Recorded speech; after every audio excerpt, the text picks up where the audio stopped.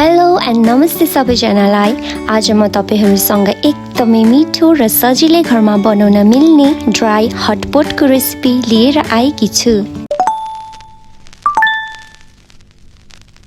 हटपट बनाउने तरिका पनि सबैको आफआफ्नै हुन्छ र आज म यो मेरो स्टाइलमा शेयर गर्न गइरहेकी छु।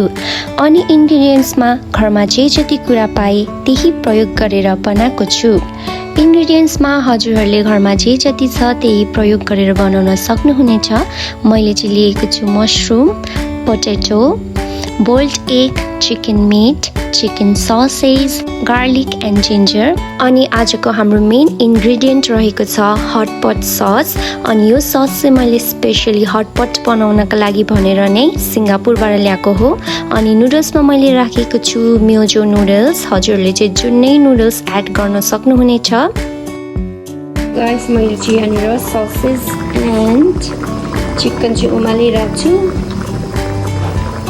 अनि साथैमा यहाँ चाहिँ मेरो आलु उसिन्दैछ। त्यसपछि मैले हल्का मसरुम पनि बोइल गरेको। आलुलाई हल्का फ्राई गरेको छु।